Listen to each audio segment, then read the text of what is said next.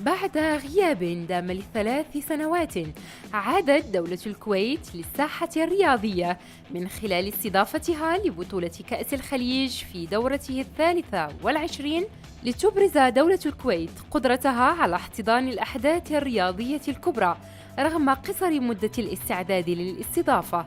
نبارك للكويت الشقيقة هذا التنظيم المميز، نبارك لهم عودة الحياة إلى ملاعب كرة القدم، نبارك لهم هذا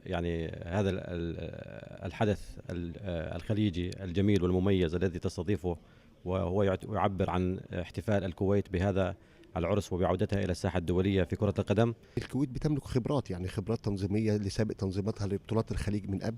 فانا اعتقد ان هو لحد دلوقتي بعد 4 ايام من او 3 ايام من انطلاق البطوله، انا ما شفناش اي سلبيه او اي ظاهره سلبيه حد بيتكلم عليها سواء من الاعلاميين او من وفود المشاركه. خليجنا واحد، العنوان الأبرز للمحفل الكروي الذي رحبت فيه عروس الخليج بأشقائها، وقدمت من خلال البطولة أداء مقنعا تحدت به طول غيابها عن مزاولة نشاطاتها الرياضية. والله جماهير الكويت عطشانة وشفقانة للأمانة للرياضة بشكل عام، فبيضوا الوجه والمنتخب كذلك بيض الوجه، ولكن ما باليد حيلة، ونقول لهم هذه يعني روح الرياضة واللعب، فوز وخسارة، وإن شاء الله بالمقبل بإذن الله تكون مستواهم أكثر وأكثر ويفرحون أكثر بإذن الله. أدوا اللي عليهم، ما قصروا.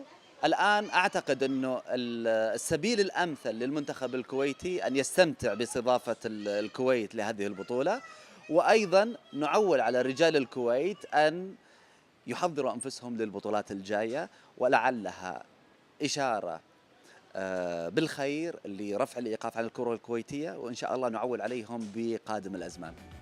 حضور جماهيري قياسي على ملعب جابر الأحمد لدعم ومؤازرة الأزرق الذي ودع البطولة مبكراً، ورغم أن الحظ لم يحالفه هذه المرة، إلا أن التاريخ يشهد له ب10 ألقاب خليجية نالها عن جدارة واستحقاق. بين تنظيم مميز ووداع مشرف للبطولة الخليجية، تفتح الكرة الكويتية صفحة جديدة في تاريخها لتظهر الصورة الحقيقية لها من خلال العودة من جديد لمعانقة الألقاب والوقوف على منصات التتويج. دنيا الداودي، دبي.